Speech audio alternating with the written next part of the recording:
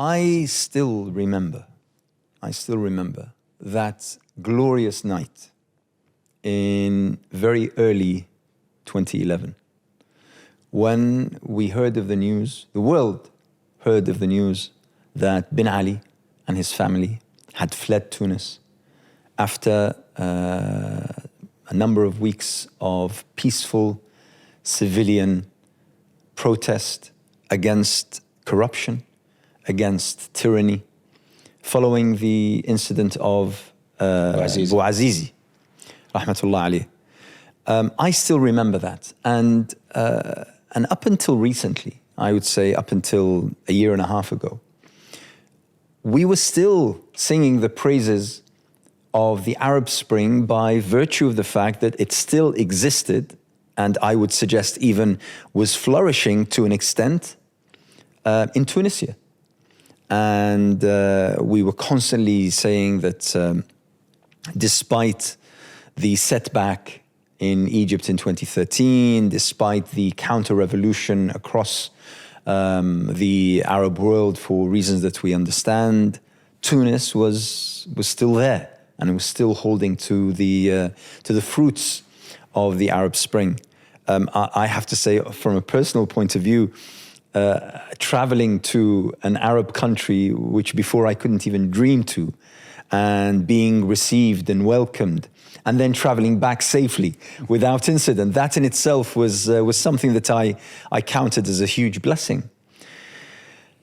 But unfortunately, we since 2021, the summer of 2021, we saw for ourselves how someone who had no political background, known political background, someone who came to power by a free and fair elections, supported by many, including myself. I'll put my hands up and say, I supported Qais Said, and I was pleased that he won the presidential elections. Yet, with considerable ease, he managed to basically scupper and to annul all the institutions that were built by the democratic processes over the past 12 years, or at the time, the past decade. So, where are we today? I mean, obviously, we've heard of the mass arrests of political dissidents, and then culminating in the arrest of your father, Mouadh, of Sheikh Rached Ghannouchi. And the same accusations that we heard against those who were elected in Egypt and elsewhere, of terrorism, of extremism, of trying to unsettle the country and civil society and the like, the same old. It's as though it's a playbook that's being played out everywhere. But if we were to try to draw a map of where we were and where we are today and how we got there, where would we be able to start? Well, what you said is quite right, but having a dream is very, very important for nations and for the awakening of any nation. Believing those dreams is what drives history. Our fathers and grandfathers, our eldest generations, we've all dreamt about regaining our freedom. Basically, what Sheikh Rached have said during that night in Jabhat al-Khalas.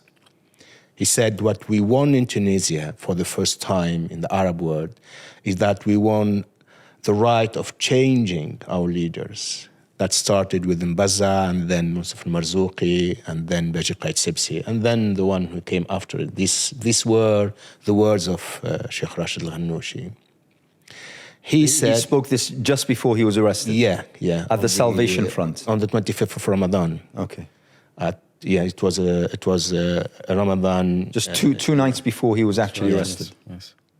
He said that Qais Said took away this dream, and that we have to regain our freedom. When Sheikh Rached speaks about we, and this is very important, who are we? he was referring to an image on the wall of all the opposition of Qais Said, and those ones, whether Khayyam Turki or Ghazi Shawashi or Rida Belhaj, are like from all the spectrum, political spectrum. Leftists. And from the left to liberals to the middle. Yeah. And Muslim Democrats, as Sheikh Rached defines it, are part of that. Actually, Sheikh Rached is the last one right now. And we fear that even Najib Shabi, who's the leader of the Salvation Front, might be taken to prison again. So when Sheikh Rached speaks about we, he speaks about all of us, independently of our ideological background. And this is a strength. This is a real historical step forward, which has been made. For someone who's labelled as an Islamist, yes, to speak in those kinds of terms, that's quite revolutionary, I'd say. This is very important because actually this is how Sheikh Rached defines Islamically the public sphere. The public sphere is that we need to deal with it independently of the beliefs or ideologies of those individuals, as long as we are united on freedom and democracy. These dreams, these words cannot be captured in prison. And history will not stop. This much energy in these values, this what pushes history. So how are those ideas or statements, how are they received by the audience?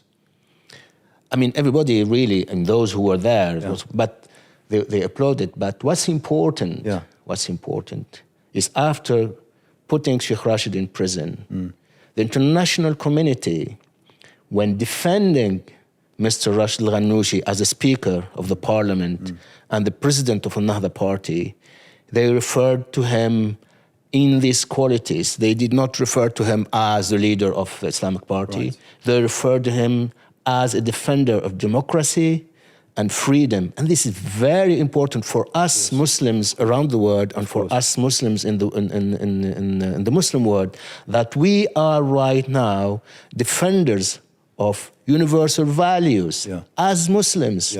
So what Sheikh Rached did is that he put these roles of Muslims to be defenders of human rights, the rule of law, and democracy. So where are we? We are in a very forward step ahead, not only within our countries, but even despite the imprisonment of Sheikh Rached, despite the political crackdown. Maybe thanks to that. Maybe that can contribute. I mean, it's redrawing the kind of the political map within the country. Over the last 10 years, the dividing line in many times was those who were the former regime and everyone else. So the former regime was obviously, labeled obviously, the revolution happened against the former regime, and then after that the pro-revolution forces. Since the coup, what happened is the redrawing of the political map, as it were, or the redrawing of the dividing lines. The dividing lines are no longer ideological anymore. It's not former regime versus Islamists, or Islamists versus leftists, or leftists versus liberals. It's those who are with democracy and those who are with the coup. So you find Islamists who are with democracy and Islamists like Hizb al-Tahrir who are with the coup.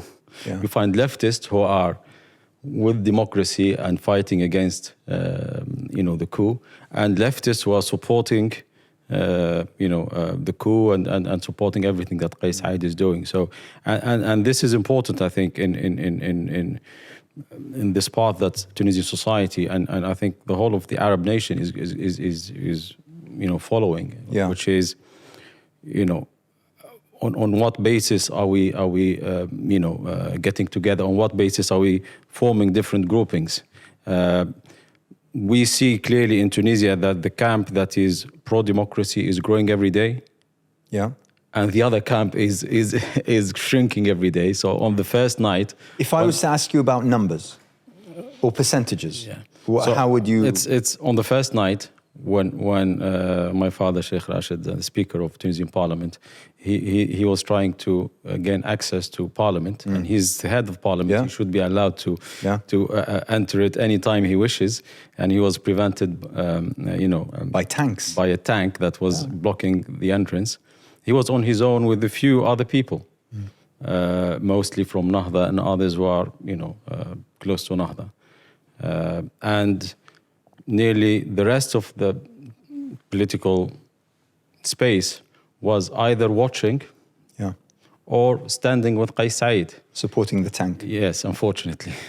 Now, 20 months down the line, we find Qais Said on his own, and the other side is full of everyone.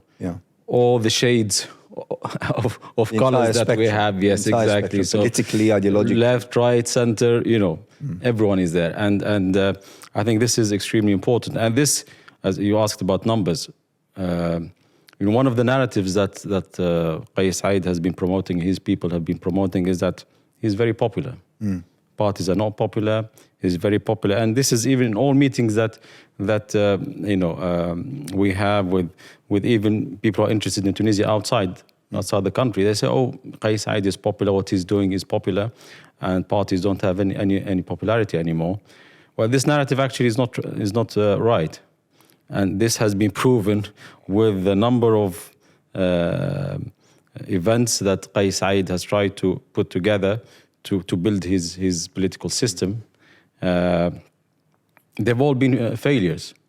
So the referendum on his constitution, which he wrote, it's so ironic. I mean, it would have been funny, but it's actually very sad. Quite tragic. Absolutely. Yeah, and tragic that he formed this committee to draft a constitution, and committee filled by people who are pro what he wants to do, and then actually he threw their proposal in the bin and took out something that he wrote himself, which was full of mistakes, by the way, even like grammatical mistakes and typo mistakes. That's another story. So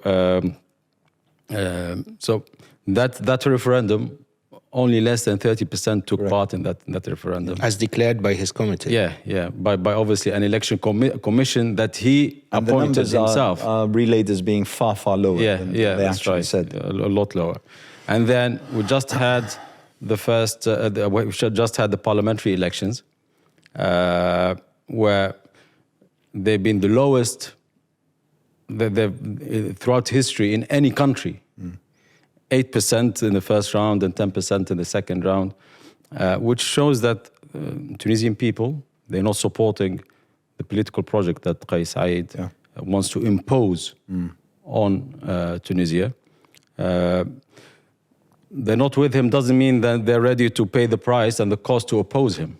Because Qais Said is trying to build this system of fear.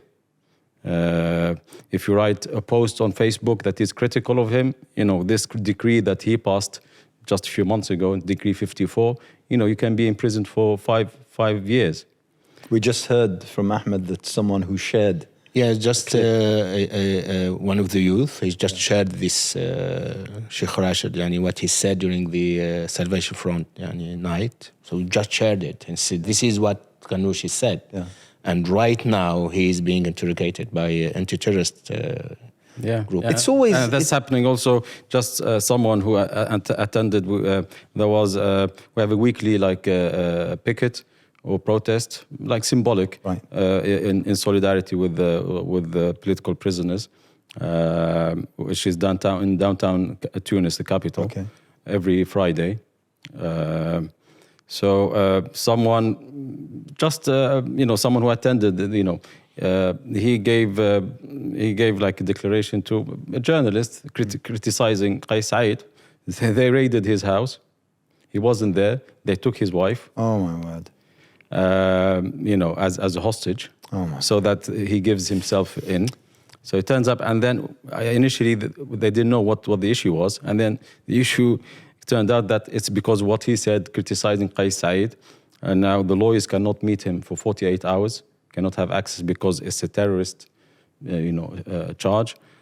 So this is what Qais Said is trying to build a system of fear in Tunisia, but we believe he cannot succeed. He cannot do more than what Zain al-Abidin Ben Ali Or Bourguiba before him. but Zain al-Abidin especially, because Zain al-Abidin built his system on fear, and he was the product of the security system within Tunisia. So he really knew how to instill fear in people. But at the end of the day, you can't push human beings, for forever. You see, this is firstly the spectacle of a democratically elected official, particularly someone who's the Speaker of the Parliament. From the ceremonial point of view, the Speaker of the Parliament is above even the President, because it's the Speaker of the Parliament who represents the people. So that spectacle of arresting, detaining, suppressing those officials is grotesque. It's horrendous. But from another point of view, I look at when a regime such as the one sitting now in Qartaj, carrying out these measures as a regime that is desperate. It's out of desperation. Because otherwise, if the regime was strong, if they were confident, if they didn't really fear, they'd let people talk, they'd let people picket, they'd let people write, they'd let people share. It's absolutely fine because they're in control. So, but is this a little bit naive on my behalf, that the regime does feel desperate, and therefore the voices of freedom, the political prisoners, the Sheikh Rached Ghannouchi, and those who attended the Salvation Front evening with him just a couple of days before he was arrested, that ultimately the situation will be theirs, and triumph will be theirs? I think after the coup, and I spoke many times to Sheikh Rached, what he said is that we have succeeded in Tunisia to resist the counterwave of revolution for 10 years. A wave after wave. Yeah, waves. Of course. Actually, the counter Didn't stop a single day. Yeah. So 2013, those assassinations, and then 2015, terrorist attacks, and then wave after wave. So we were able to resist those 10 years. The values which has enabled us to resist the counterwave revolution, to regain power 2012, because that was the bloodshed events which started just after the elections, were the values which Sheikh Rached was teaching all of us, that we need to have consensus. We've had a gathering on Ramadan, was it 23rd of Ramadan, August time, 2013, and there were more than 280,000 in Al-Qasba just by the government shouting, "Awfiya, awfiya, la tajamma la nida," meaning, how to translate it, Mouadh? We're loyal. But we should exclude tajamma and nida. So Sheikh Rached was telling them, no, stop.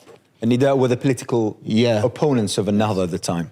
And he said, whoever gets through the door of the constitution is part of the revolution. And here he is reiterating the hadith of the Prophet ﷺ when he said, "Man dakhala bayta Abi Sufyan fahuwa amin." Whoever gets in the house of Abu Sufyan, he is safe. And this concept, this Islamic concept, is very strong. That has enabled us, that has given hope to those who are part of the old regime, that they can succeed through democracy and through the rule of law. And that's what happened, actually. They have participated in election. They gained the first place. They regained power, but through democracy. And we tried to work together. These 10 years... But do you understand those who would accuse you of a little bit of political naivety? I mean, the ideal is 100%. We could, but let me tell you what happened during these 10 years. Those who were aged 10 years of age, 2011, right now they are in their 20s. Correct. those who were, let's say, in their 20s, right now they are in their 30s. Let's say someone, a young one, he's like 30 years, now they are in their 40s. Those are all the fruits of these 10 years of freedom. Yeah. They don't know about Ben Ali regime. Yeah. They only know freedom. Those ones are those who will defend this dream. It's like what happened to Bani Israel when they got freed by Sayyidina Musa alayhi salam. They had to go through the desert for 40 years. So the fuqaha said 40 years is a time where the generation which has lived under the tyranny of Pharaoh went, and the new generation which knows about freedom. And those ones were who got into the village, or Qarya, the city. This narrative is very important. And we do think, and Sheikh Rached believes, I personally believe in what he is saying, that right now, in the Tunisian society, there are many barriers towards tyranny. And that is why we are not, as Nahda Party or Sheikh Rached, the only ones who are defending freedom and democracy. I mean, there are many who are defending freedom. Even those who are part of the security forces. Even those part who are some judges. Even part of the bureaucracy, business people, and the youth. So, and this history will prove it right. What Mouadh was saying, that 10% and even less than 10% have participated in Qais Said's referendum, or let's say roadmap.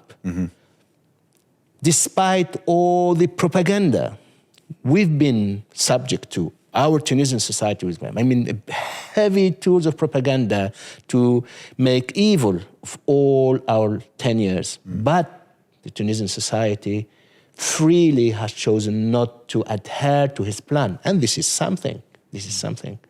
So yes, we are progressing. What happened in Tunisia is a step down, but history will not stop in that. And we need to believe that what we are doing is right, and the answer to this counterwave is to continue fighting for those values, meaning consensus, democracy, and human values, and that we need to redefine the public sphere, that we are with people who are defending these values independently, whether they claim that they are Muslims or Islamists, because Qais Said claims that he's an Islamist. He claims that he defends the Palestinian cause, but he's a tyrann. So we cannot stand by him because he says, I defend Sharia law. No. Mouadh, 2 days after the lecture given by Sheikh Rached Ghannouchi at the Salvation Front, he was arrested. Tell us a little bit about the details of his arrest. He was arrested at home, correct? Yes, that's right. I mean, we've been over the last year and a half, especially over the last year. He's already been summoned 10 times. To whom? By Qais Said judiciary, right? With different accusations. Okay. If you put together, all the number of hours that he was subjected to, the questioning, it's over 120 hours. Wow. At his age, 81, and none of the accusations, they're all spurious accusations, baseless, and that's why, although we were worried that he might be arrested whenever he goes to a summon, that he might be arrested, then, but the lawyers show very clearly that the accusations are baseless, and that the file cases that are presented by the prosecution, there's nothing there. From different accusations, from corruption, money laundering, assassinations, this, that. So it took Qais Said 20 months to get to Rached Ghannouchi. Because to get to him, he had to remove so many safeguards that the last 10 years have put in place to protect all Tunisian citizens from oppression, from tyranny, and to provide them with safeguards to basically receive free, to be treated fairly by an independent judiciary. So Qais Said, to get to Rached Ghannouchi, he had to dissolve the Supreme Judicial Council, which is an independent council that used to be elected by the judges themselves. He had to sack 57 judges. Wow. It's unprecedented in Tunisia's history. 57 judges, all very senior judges, who didn't accept to basically follow his diktats. He had to remove so many other things. He had to put this Decree 54 to spread fear to anyone who wants to post anything, whether it's journalists or even any citizen who wants to post anything on social media. That decree is like, is hanging over people's heads. So, as I said, he had to remove all these safeguards to get to Sheikh Rached. On the night itself, it was the night of the 27th. Actually, he was thinking about where to go pray the Taraweeh prayers. It's a very special night, as everyone knows. One of the most special nights. Laylatul Qadri khayrum min alfi shahr. It's better. Obviously, people believe that it might be the night of power, Laylatul Qadr, and that obviously it's a very special night. So he was thinking where to go pray Taraweeh, and he wanted to go to Zaytuna Mosque, which is obviously the historic mosque, very, very symbolic mosque in Tunisia. And I just spoke to him like 15 minutes before the arrest to just ask him where he was going to pray.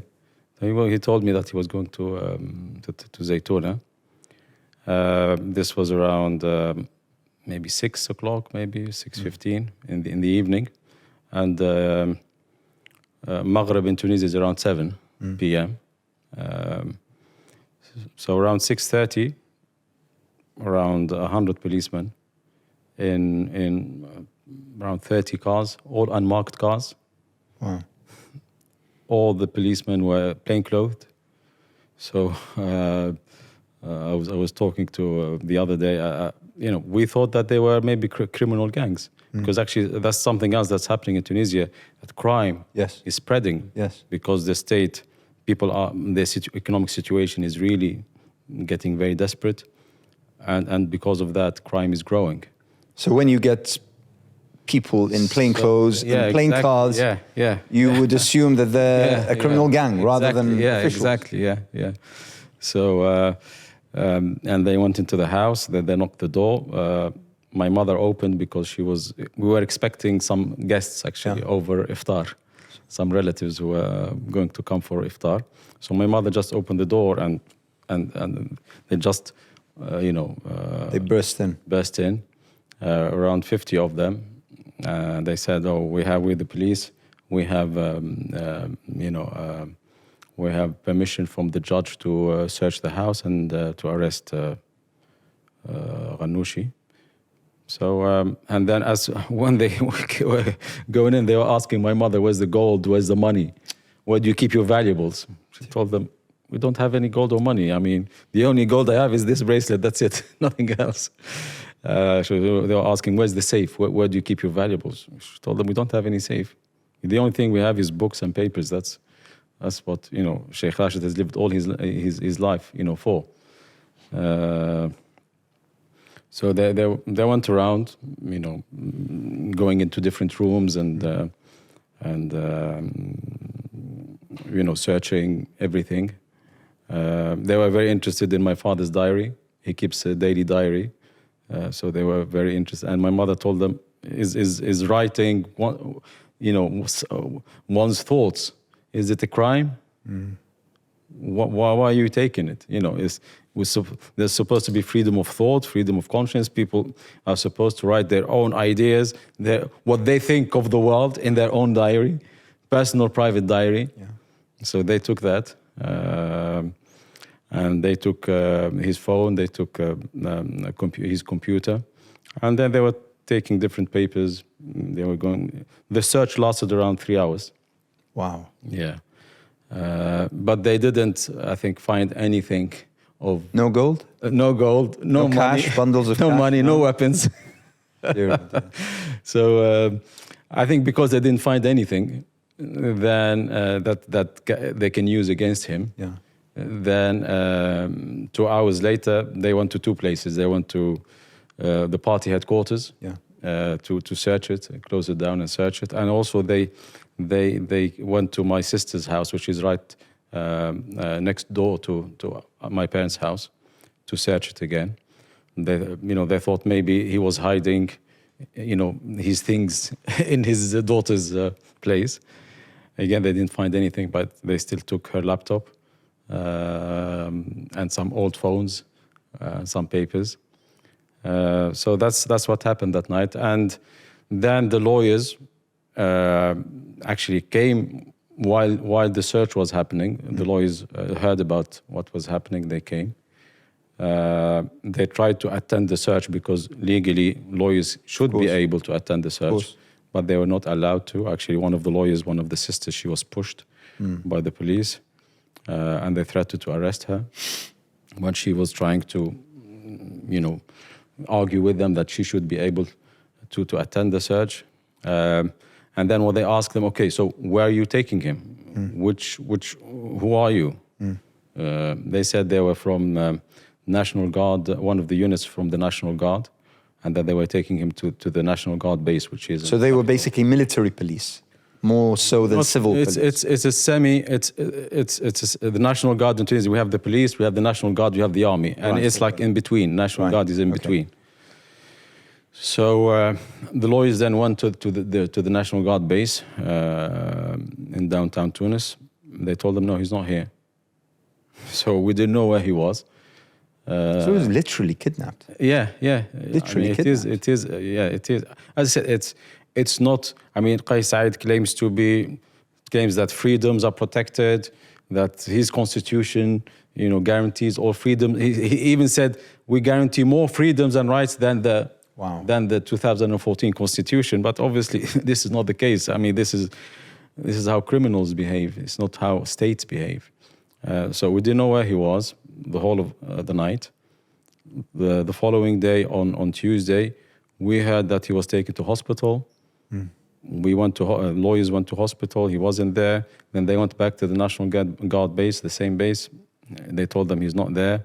Then they told them in the afternoon that he will be brought. So he was being held in another location. We didn't know where he was being held.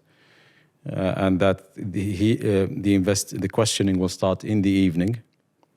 So they came back in the evening after iftar. You have to remember this is during Ramadan, and there's a few days just before Eid. Yeah.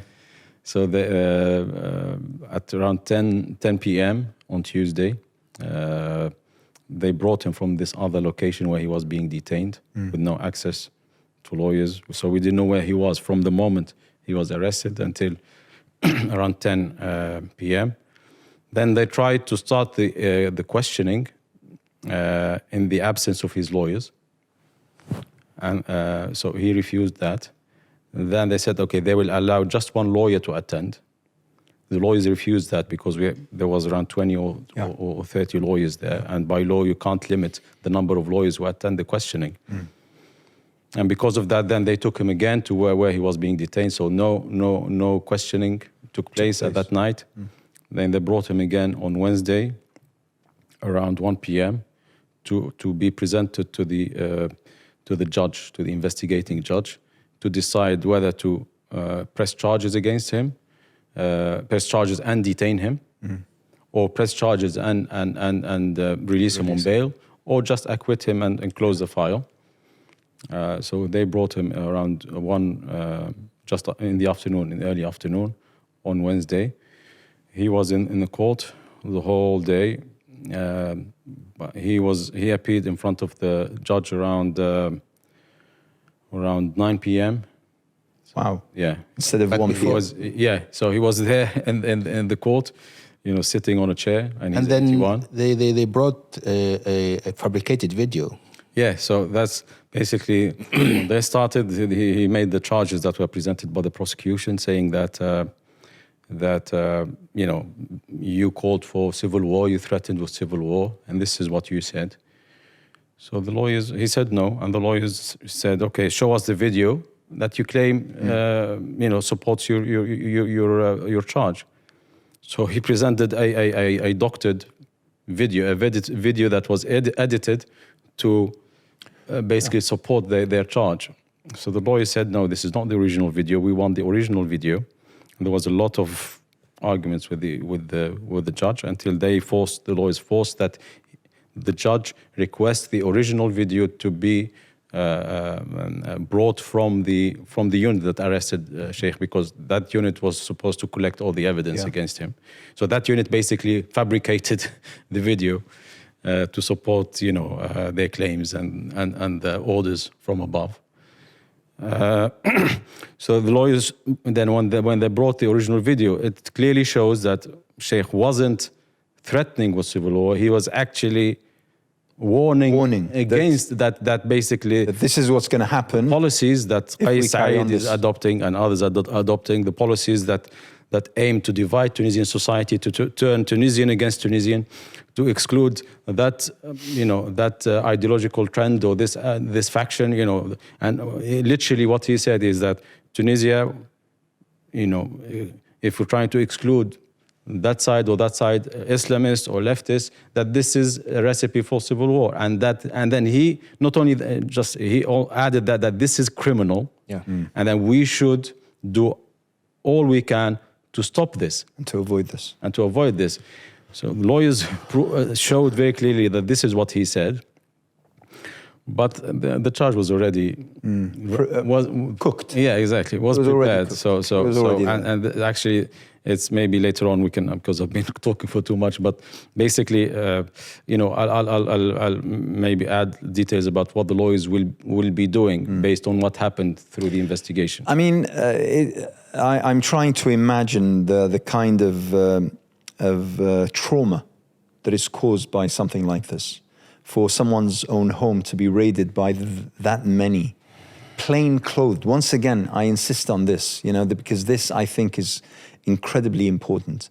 Plain clothed, armed, I'm presuming, men traveling in plain vehicles, entering a home where a family is preparing for their meal, about to receive guests, and to have their possessions searched in such a way, and then the Sheikh being essentially, from what Mouadh has described, kidnapped, when for 2 days almost, his own lawyers couldn't locate where he was, couldn't see him. He was essentially kidnapped.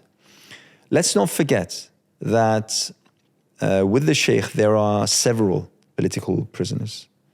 I mentioned those that I know personally, for instance, people like Sayyid Farjani, again, a resident of this country. His family are based in London.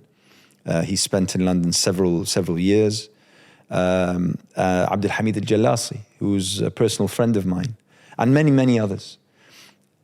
Am I right to, when I spoke to several media, British media, either podcasts or stations, and I made the claim that over the course of the 10 years where the revolution stood, there were no political prisoners.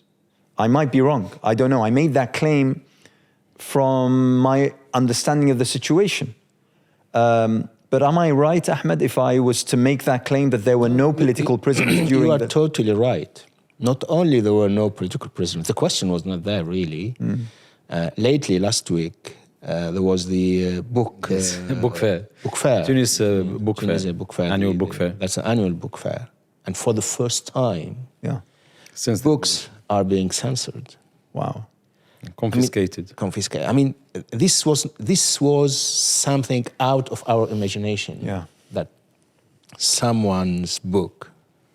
And actually, the title of the book, one of the books, it's not the only one, is quite symbolic, because it is book titles Frankenstein, and the writer, it's a novel, was Tunisia's Frankenstein. Yeah, was referring to, I mean, the anger within the population, and that anger has created a Frankenstein. Right. Basically, he was referring to Qais Said. So not only we've had no political prisoners, not only we've had no censorship, but also police were working according to the law. Yeah. They had not to work according to the orders which would come from above. Yeah. Judges Yeah. were applying the law.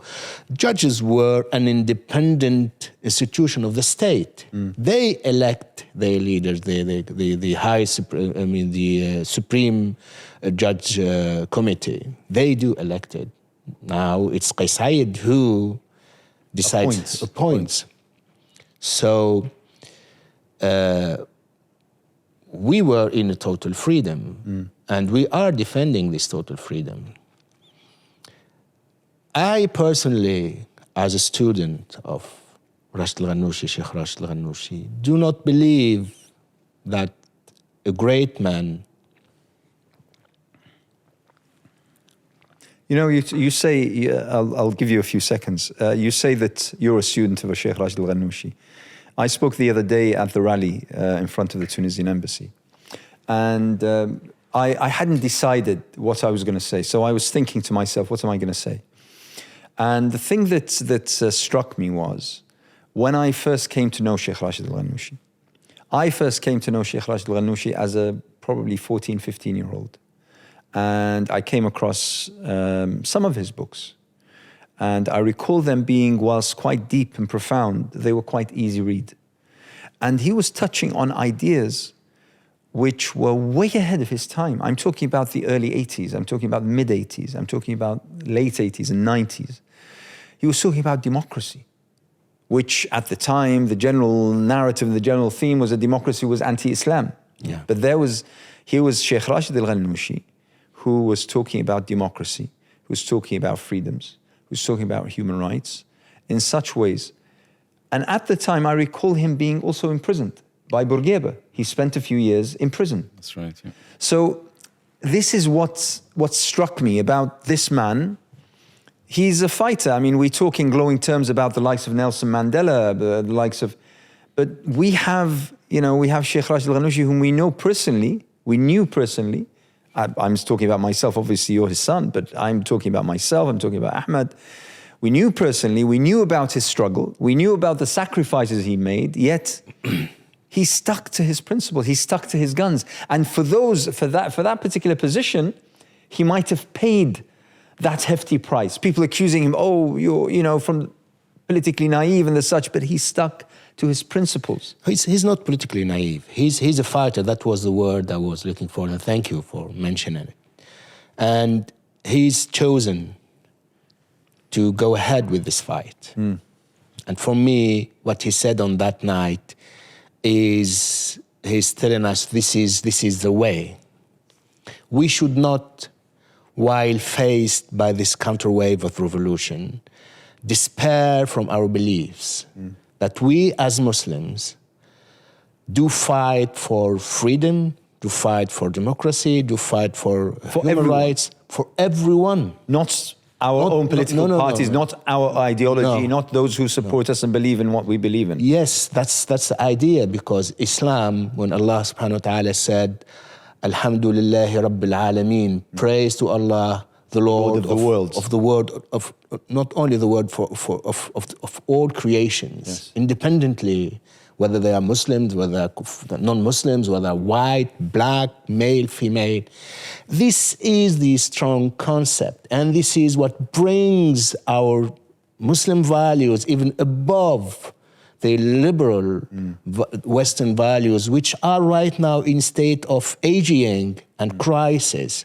So what Sheikh Rached Ghannouchi is saying, that we Muslims right now, at this day, thanks to our revolutions, thanks to these values, we can participate with humanity to overcome our problems.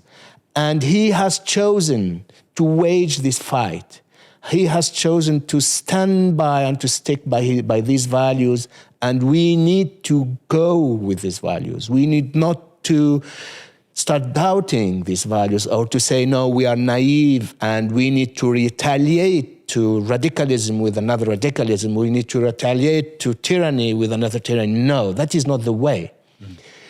Our Islamic values, we as Muslims, this is the way ahead, and this is where history is going. So yes, it is tragic what happened to him as a person, someone who is of 81 in his age. It is a crime to do that for him. But this person, it is not just that human being, it is these ideas which are really young and which have a big dream and which are bringing us towards the future and to which we need to stick and to keep fighting with. And I think Sheikh Rached is quite aware that what he is saying might take him to prison, and he's ready to go ahead with that. That is why when the judge, maybe Mouadh will explain more, has given him his dictate that he's going to put him in freedom, he said, I have hope, I'm not desperate, and I trust in this way. And so he doesn't perceive himself as a victim. He's fighting for these values, and for me, this gives us a lot of strength. You know, since his arrest, I've spoken to several officials here in the UK, across Europe, people who are familiar with Sheikh Rached. Some of them knew him quite well, attended conferences with him, traveled with him and the such, but most knew him from afar. And I have to say that I found no one, although they might be ideologically opposed to him, and some might even disagree with his political stance. But I can honestly say that none of whom I spoke to, and I spoke to several dozen of them, none of them actually believed in the accusations leveled against him or the charges that were leveled against him. None of them. In fact, some openly said that is ridiculous. Because knowing the man, knowing his ideas, following his life story, I think would lead to the natural conclusion that this is a man not only of peace, but a man of collaboration, of tolerance, of acceptance of others, of insistence that success, whether it be in Tunis or even beyond, doesn't come by unilateral moves or unilateral decisions. It comes by the collective. Yeah. And that's something that is fairly rare. If you could just allow me, and I don't want really to keep the word, but I think that Sheikh Rached Ghannouchi, Sayyid al-Farjani, Ali al-Araid, and even from the other side, Khayyam al-Turki, yes, and Ghazi al-Shawashi, Jawhar bin Mubarak, and Shayma Isa, Ridha Bil-Haj and Lazhar al-Ikrimi. Those people, they knew, and right now Najib al-Shabi, they knew that Qais Said will put them in prison. Some of them were outside the country. They did have the chance to leave the country, and they've chosen to go back. to come back to Tunis. Sayyid al-Farjani knew that he is going to be captured, and he stayed back home in Tunisia. He's asked his family, just continue the fight outside, but I am staying. I don't fear for this. Rached Ghannouchi and all his comrades, they are all fighting for these values. And for me and for us as Tunisians and as Muslims, this is very important. You've mentioned Mandela, or we can mention Gandhi, but right now we have these actual people from us. Yeah. From Muslim society. Whom we know, whom we dealt with, who have relations with. And they are defending these values. Correct. And I would say even in a more progressive way. It strikes me, Mouadh, that we're talking here not necessarily about victims, although, in the strict human rights sort of dialogue, they are victims.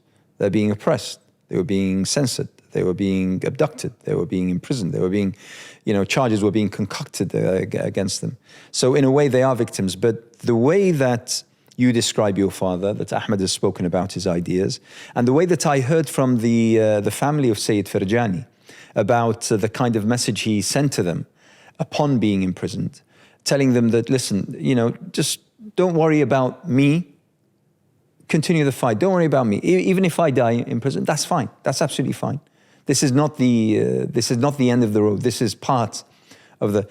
It seems to me that we're talking here about the issue of values, the issue of the ideology of how we can overcome the current state of where we are as societies, and Tunis included, but also the entire region probably, and where we need to get to, how we need to get there. It's not just about politics. It's not just about the quarrel of political parties. It's beyond that. It's about values. It's about morals. It's about ideas.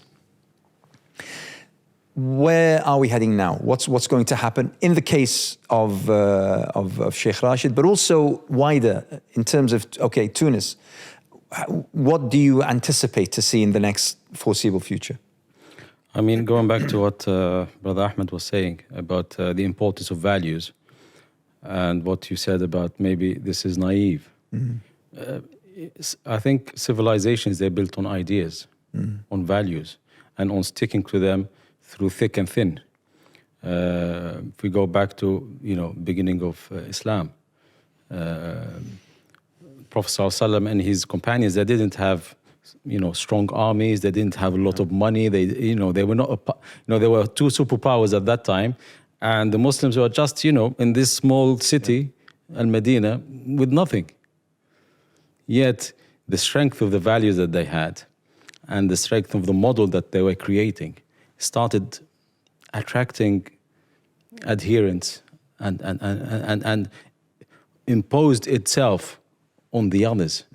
The value of, for example, freeing slaves, the equality, and the values of brotherhood, the values of justice.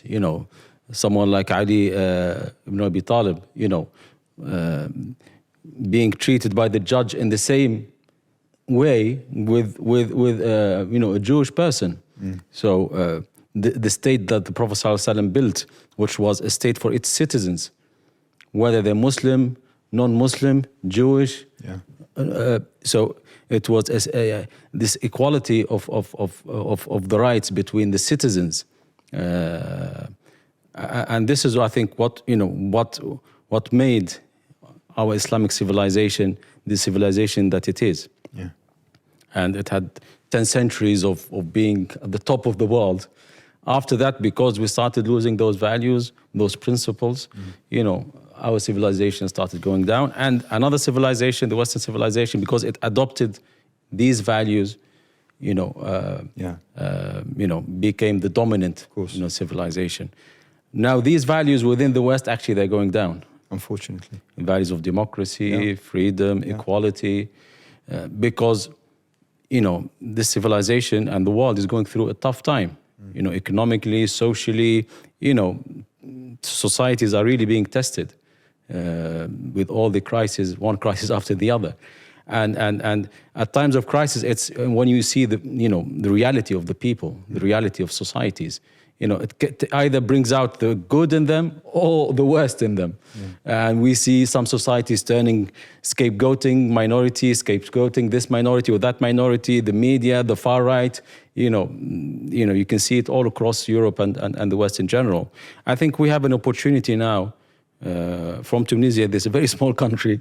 We started the Arab Spring, 12 years ago or 13, and unleashed this wave of optimism and of belief that yes, we can be free. For Arab citizens to be free to take part in how they're being governed, in holding their rulers to account. Unfortunately, obviously, many factors then intervene to stop crush this. that. Yeah, exactly. But you can't crush ideas with force.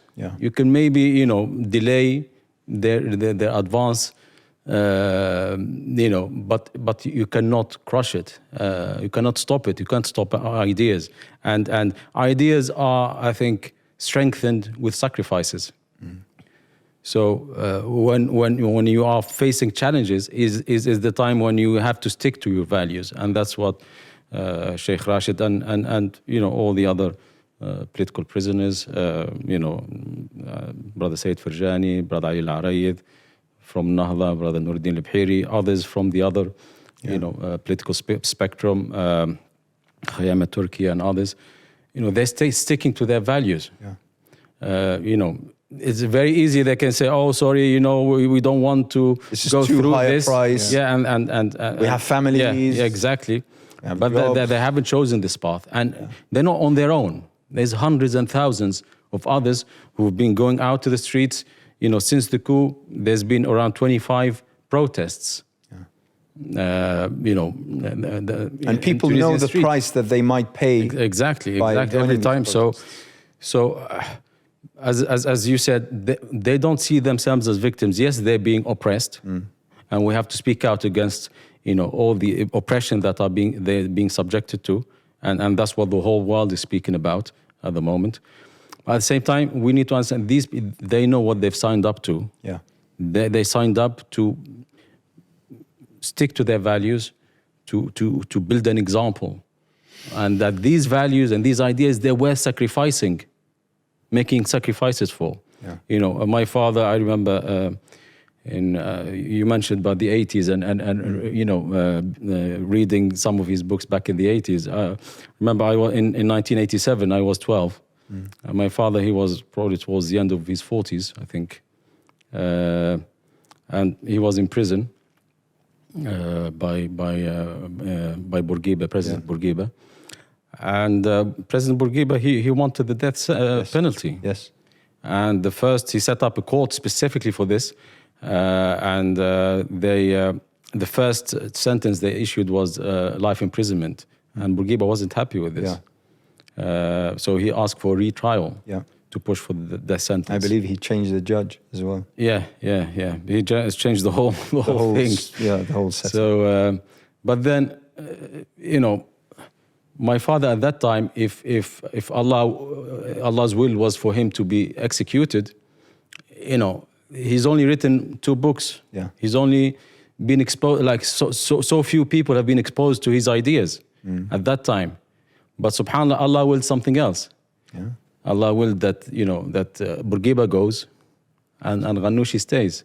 And Allah willed that then Ghannouchi is forced to go into exile, to write so many other books, to meet so many other people, to basically spread his ideas all around the world. And subhanAllah, now we see the fruits of that now in the solidarity all around the world with him. Alhamdulillah.